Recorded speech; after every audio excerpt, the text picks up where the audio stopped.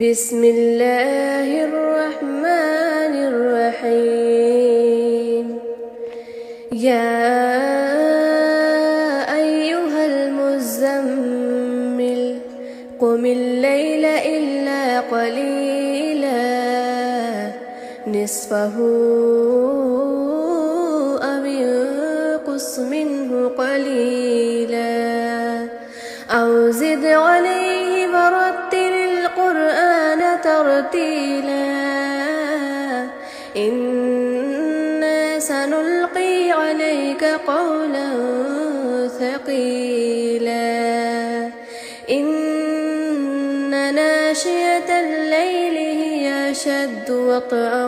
وأقوم قيلا إن لك في النهار سبحا طويلا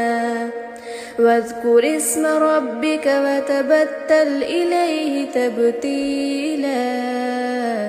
رب المشرق والمغرب لا إله إلا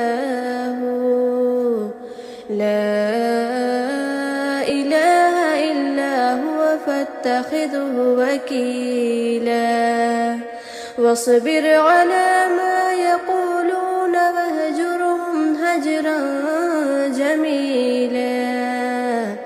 وذرني والمكذبين أولي النعمة ومهلهم قليلا إن لدينا أنكالا وجحيما وطعاما ذا غصة وعذابا أليما يوم ترجف الأرض والجبال وكانت الجبال كثيبا مهيلا إنا أرسلنا إليكم رسولا شاهدا عليكم كما أرسلنا إلى فرعون رسولا فعصى فرعون الرسول فأخذناه أخذا وبيلا فكيف تتقون إن كفرتم يوما يجعل البلدان شيبا السماء منفطر به كان وعده مفعولا إن هذه تذكرة فمن شاء اتخذ إلى ربه سبيلا إن ربك يعلم أنك تقوم أدنى من ثلثي الليل ونصفه وثلثه وطائفة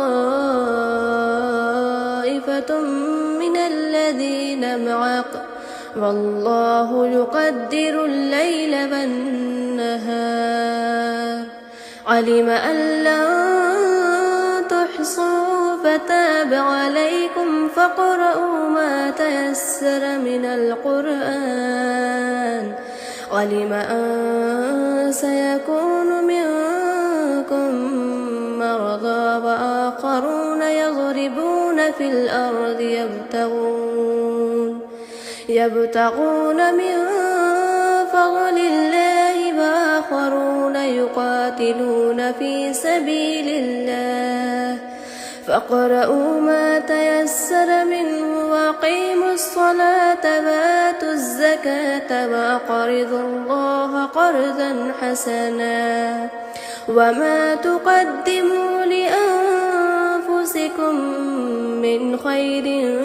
تجدوه عند الله هو خيرا وأعظم أجرا واستغفروا الله إن الله غفور رحيم.